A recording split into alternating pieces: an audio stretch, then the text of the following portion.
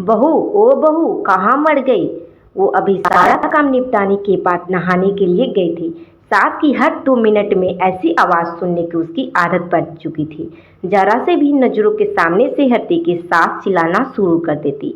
इस बार आवाज कुछ ज्यादा तेजी से थी। कोई अनहोनी ना हो गई हो। उसने जैसे तैसे अपने ऊपर 2 मग पानी डाला और कपड़े पहनकर बाथरूम से दौड़ते हुए सास के कमरे में पहुंची। अरे मरी, तुझसे एक काम ठीक से भी नहीं होता, कमला देवी ने फिर चिल्लाकर कहा। क्या हुआ माँ जी? उसने डरते डरते पूछा। हुआ क्या है, दिखता नहीं कमबख्त? ये कमरे में पानी कहाँ से आया? आज पोछा नहीं लगाया था क्या? अभी कहीं मैं गिर जाती तो मेरी हड्डी पसली टूट जाती।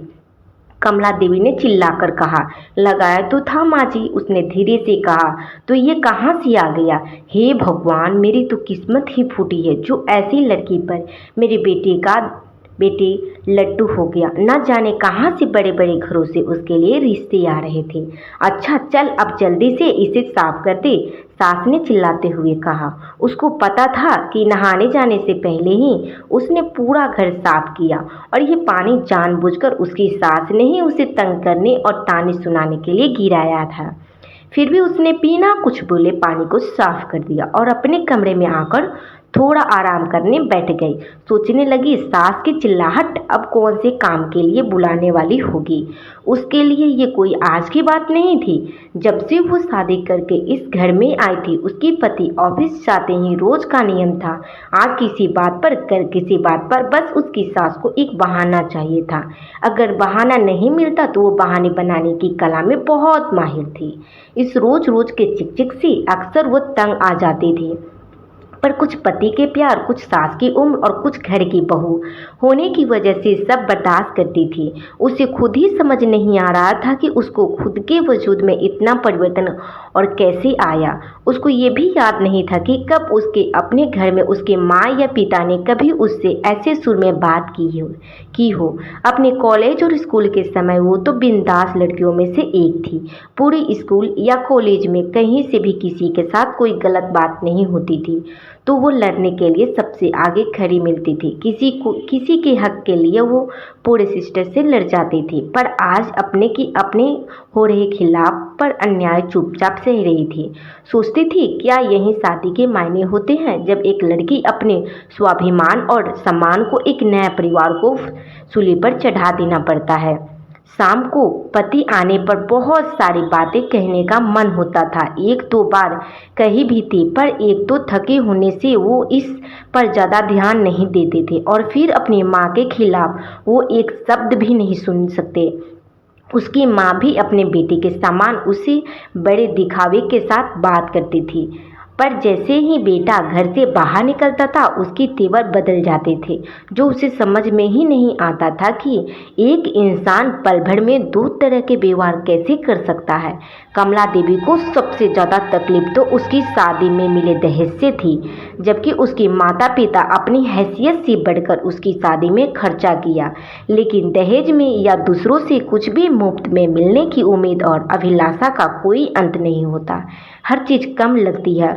उसके आने पर सबसे पहले उन्होंने घर की महारानी की छुट्टी कर दी और घर में उसको कदम रखते ही हाथों की मेहंदी का रंग छूटने से पहले ही बाकी कामों के अलावा बाई के सारे काम भी उसके ऊपर आ गए।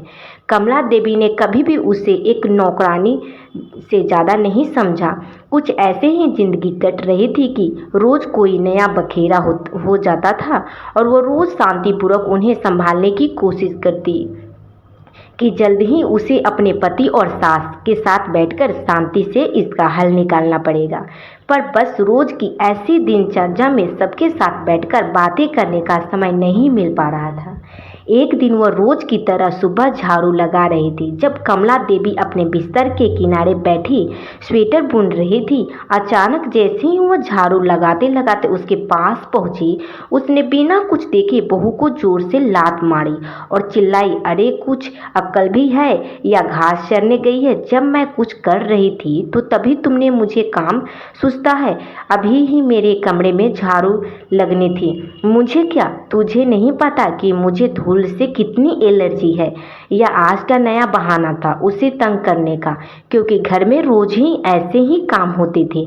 फिर भी वो अपनी सास के व्यवहार को जानते हुए बहुत संभल कर काम करती थी।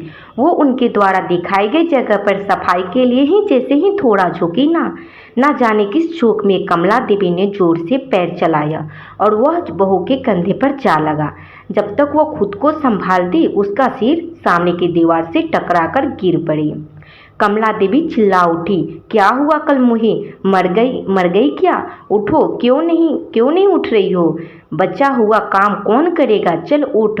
वो उनकी कुछ बातें सुन तो रही थी पर समझ में कुछ नहीं आ रहा था और बड़ी हिम्मत करके जैसे तैसे वो उठने की कोशिश कर रही थी कि कमला देवी ने फिर से ठोकर मार दी और फिर सिर दोबारा दीवार से टकरा गया। इस बार बहू बेहोश हो गई। सास बड़बड़ाते हुए उसे कोसती रही। जब नहीं उठी तो कमला देवी के हाथ पांव फूलने लगे और तुरंत अपने बेटे को घर आने के लिए फ़ोन किया। पति उसे तुरंत हॉस्पिटल ले गया तो कमला देवी भी साथ साथ आई और एडमिशन कराने के समय भी बड़बड़ किए जा रहे थे। सब पता था कि उसके त्रिया चरित्र का सब करके कराने और मुंह तंग करने के नाटक है। इसके जिससे घर में कोई काम ना करना पड़े और हम सब इसकी सेवा करें। यूं तो उसका बेटा काफ़ी दिनों से घर में जो चल रहा था सब देख और समझ रहा था, पर आज माँ के ऐसे व्यंग देखकर कुछ ज़्यादा ही परेशान हो गया। लेकिन इस समय उसने अपनी पत्नी की जान बचाने की पड़ी थी। डॉक्टर तमाम कोशिशों के बावजूद भी सिर के अंदर कोई नस फट जाने से पहले तो वह कुछ दिन कोमा में ही रही और अगले एक ही सप्ताह में उसने दुनिया छोड़ दी। वक्त के साथ बातें कहाँ छुपती है। धीरे धीरे पड़ोसियों की जुबान पर उसकी प्रति कमला देवी के बुरे बर्ताव की बातें सामने आने लगी, जिससे कमला देवी के बेटे का भी नाम आ ही जाता था। और जब उसको लेकर बातें कुछ ज़्यादा बढ़ने लगी तो उनसे तंग आकर एक दिन कमला देवी के इकलौते बेटे ने पंखे से लटककर सुसाइड कर ली। अब पूरे घर में दिन भर सन्नाटा रहता था। कमला देवी कुछ दिनों तक लोगों को दिखाई पड़ती रही और अक्सर घर के अंदर से उनकी आवाज़ सुनाई पड़ती थी, चल जल्दी से, आज बहू घर बहुत गंदा पड़ा है, चलो थोड़ा झाड़ू पोछा लगा दे। फिर उसी लय में रोते रोते उनकी आवाज़ सुनाई पड़ती थी। बहू अच्छी बहू थी, कभी शिकायत नहीं करी। उसने कब अभी हॉस्पिटल में है, इलाज चल रहा है, मेरी वजह से उसका सिर फट गया ना, बेटा भी उसी के पास है, लेकिन अब तो वो ठीक हो गई है। अरे कोई तो उन दोनों को वापस ले आओ, अब उसकी कुछ नहीं कहूँगी। कुछ दिनों के बाद पता चला कि उसकी किसी दूर के रिश्तेदार ने उसे मकान को आने पैमाने दमाने में किसी को बेच दिया था, क्योंकि कमला देवी के पागल खाने में भर्ती होने के बाद उसका मकान तो देखने वाला कोई नहीं बचा था। इसी तरह के हम आपके लिए डेली बहुत ही खूबसूरत कहानियाँ लेकर आते रहते हैं, तो प्लीज़ वीडियो को एक लाइक ज़रूर कीजिएगा और